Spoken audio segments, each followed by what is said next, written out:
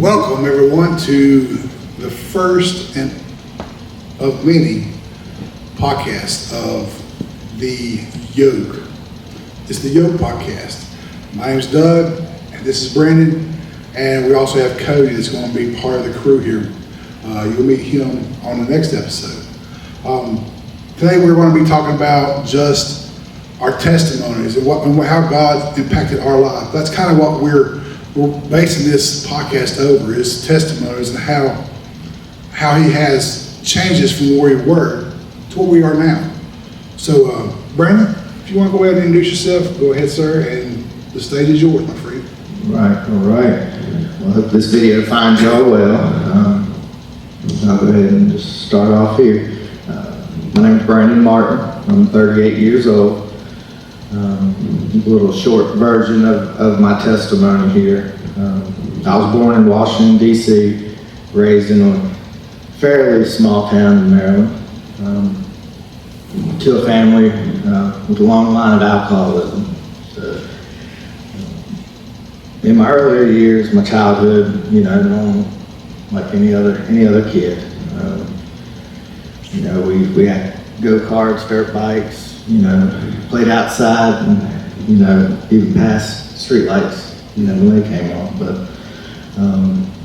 me and my older brother, we played a lot of sports. And some of my most special memories, going to the racetrack every Friday night, watching my dad race. It was some just really good memories for me. I couldn't wait to get off school that Friday and jump in the car and take that hour-and-a-half ride. So it was good. So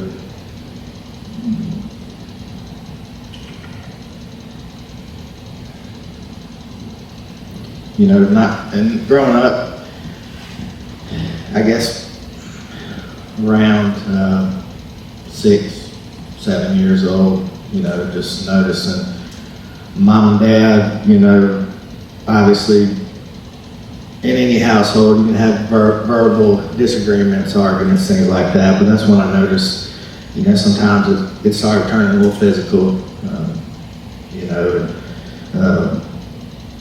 and I guess the way to protect myself was I forgot a lot of it. Mm-hmm. I think that was, in a way, God helped me. Not having that trauma, so, but not getting in, too many details, but at one point, I remember, my dad had one arm of me, my mom had the other, and they were pulling to see who I was going with. So, not memories that a kid should have, but. So they ended up getting a divorce when I was about 10 or 11 years old. Stayed with my dad. He continued to drink, and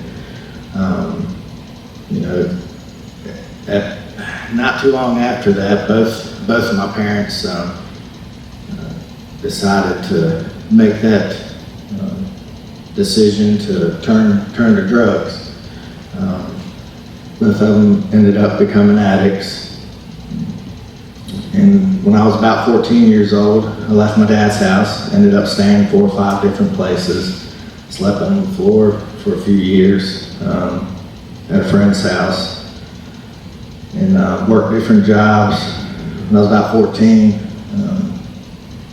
15 years old, it was either go to work or, try to figure out a way to stay in school. And,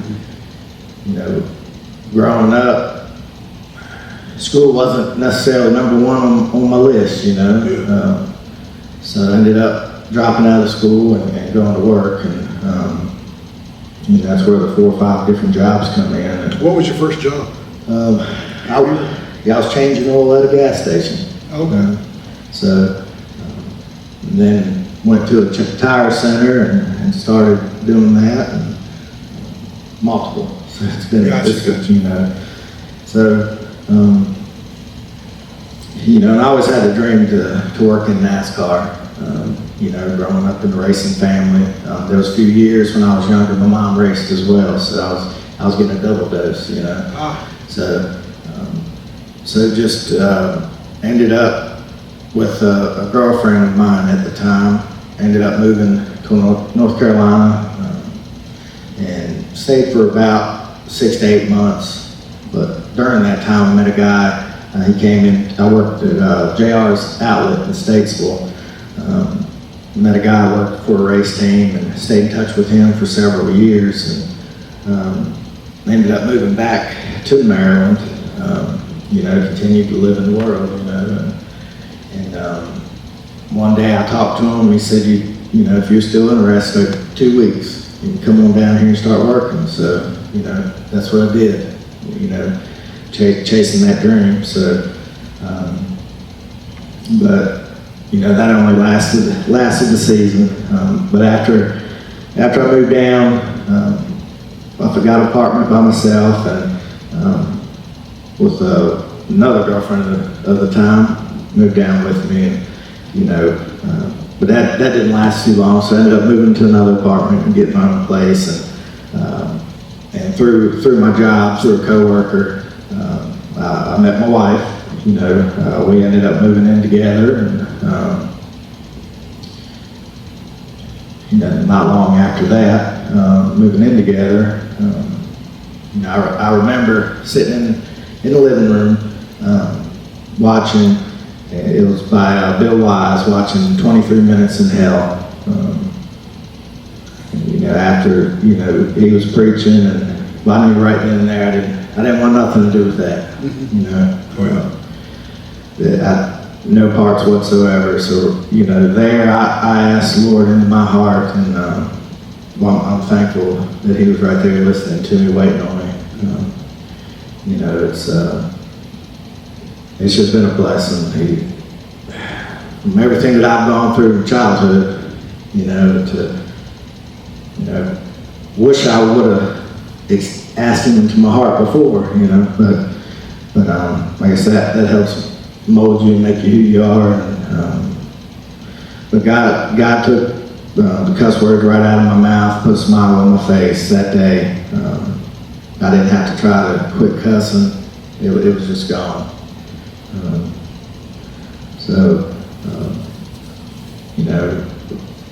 Like I said, you're a new creation, right? So, I knew it was never going to be the same. Not saying the storms don't continue to come, right? Because the devil was after me more than ever, and I know that the closer you get to God, the more that He's going to attack. So, but shortly after, me and my wife, we knew we were living in sin. We were trying different churches out in the area. We ended up getting married in 2012. In 2015, God blessed us with our first, beautiful little girl. And before, a year and a half later, I knew that I wanted to be more, be something that my kids could look up to me, respect, be happy, be proud of me. Of course, yeah. And not only for that, but for myself. Dropping out of school was a thing that always in the back of my mind, wanting to get my diploma. That way, instead of just working jobs, go ahead into a career. So I ended up applying about that February, applying myself and getting enrolled to, start studying to get my GED.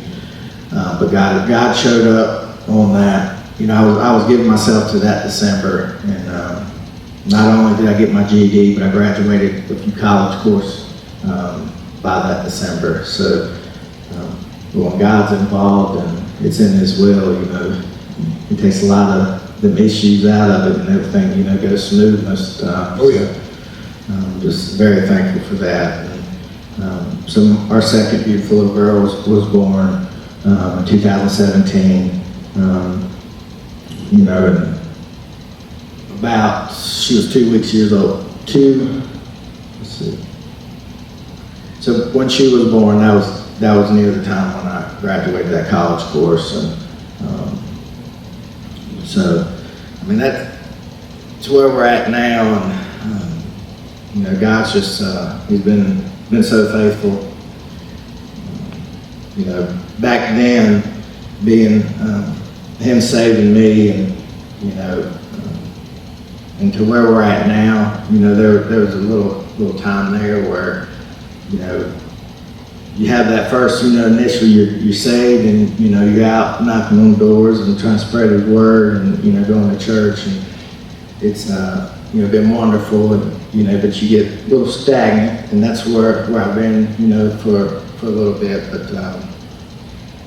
but since last year and up to now, you know, just watching Him move and His plan that He has for me, it's been a blessing.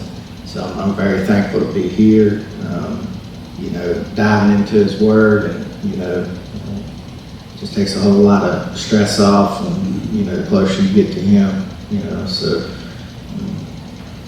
yeah. So as you were going through this transition, what was the most impactful thing that other than the movie that made you want to come to Christ? You know, I think growing up, you know, I've always had that desire to know who He is. Always in the back of my mind, you know.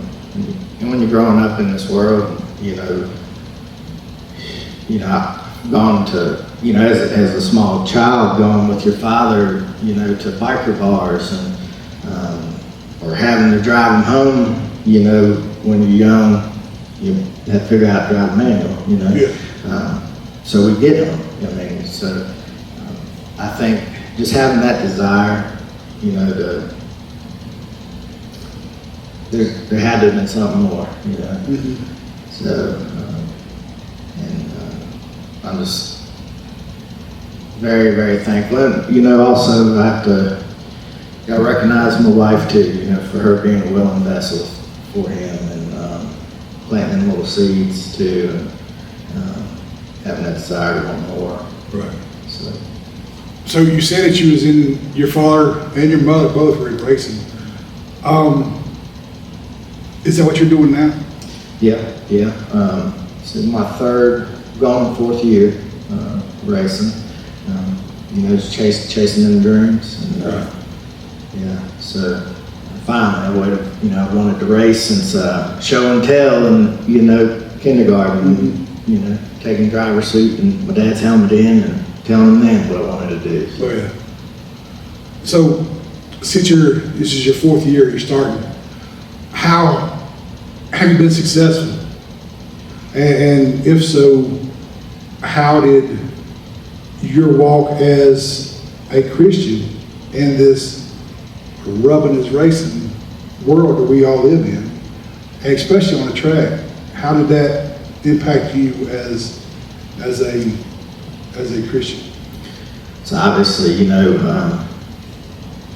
so I'm competitive, you know, as probably a lot of people at the track are, so it can get pretty heated sometimes, but you know, last year, that's when I won my first race. We ended up winning 3 races last year, and thank God we took the championship home too. So we're just using that as, you know, a way to spread His word. You know, I've got Him on the car. You know, anytime I have opportunity to, you know, tell somebody about Him. You know, staying humble, and just putting Him first. And you know, obviously I have my tests and trials when I want to get into the flesh. You know, but he gets hold of me, and you know, kind of reminds me of who I am, and that old me's gone. You know, so. But it's been a blessing, just a ministry type situation, just making sure I keep Him first, because you know, so me always wanting to race, you know, he showed me that he could make it happen, you know. So not only did he line it up and for me to get my first car, to my trailer, help with my motor. It's taken, there's been multiple people that he has worked through to make it possible and make it happen. Because with everybody being competitive, you have to have a program there to make sure the car's set up right. Yeah. And then you gotta be fast overall. So horsepower set up, it's very important, and you gotta be able to drive somewhat. So I believe that he's blessed me with that gift too. But it's been good. It's been a blessing. So as you go through life, like I was talking about, keeping the racing theme, how has rubbing this racing, how has that affected you in your walk with Jesus? I think it's growth. Just like in life, we're gonna get our scars, marks, dents. We're gonna spin out, but we're all chasing that finish line, So I want to have a good race, right? So, and it's not getting discouraged when you do spin out, and kind of caution, pump brakes, get ready, and you start back up, and keep pushing forward. Right. So not let that discourage you and just quit, So it's chasing for a good finish and God's word, and knowing that He's right there with you, and victory is in Him. So Amen, brother. that's right. So all right. So how did your wife play an impact on your walk, or how did your relationship with your wife become different after you accepted Jesus? And was y'all around the same time y'all both accepted, or had she been saved for a while back? right. So she grew up in going to church. That was in her household, and I think she ended up wandering into the world, but she's always, I guess, she knew who he was, and he was, always pulling her back. But so when we met, we both, worldly, and wanted to go out and hang out and just live in this world. So, but when she started restoring her relationship with him and planting them seeds in me, and I think when he came into my heart, when I asked him into my heart, relationship different right then and there. Instead of us, arguing at each other, obviously it takes God as your foundation, but you're one, right? So you're more of fighting with the enemy. You see the enemy coming. Yeah. So instead of fighting each other, us teaming up and fighting him, and that's something that has been changing, here recently too. Just growing, getting the discernment, when you have a disagreement and you see the enemy, he overplays his hand. So getting to see him approach and then instead of going at each other, teaming up and fighting him. So what is your favorite verse in the Bible and why? So I'd say, I do Philippians 4:13. I can do all things through Him who strengthens me. I know it's a popular verse, but the wonderful thing is it's personal. So you can add that. I know I can add that in about every day, everyday situation. And He's carried me through all of it, allowed me to be here today. So You said something there that I like. You said it makes it personal. We can have that personal relationship with our Creator, the one who actually made us and done everything about it.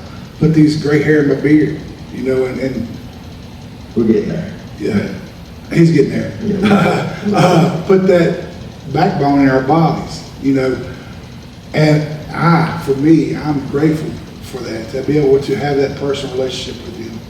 Now, as we are going through your children growing up, and how old are they now? So we just had one turn 11, and then my youngest turned 8 about a month ago. So. Okay, so what are you doing in your life to show your daughters how to be more godlike? So I think it all starts with the foundation, right? So, you know, both of them are homeschooled. My wife stays at home and instills that foundation around God.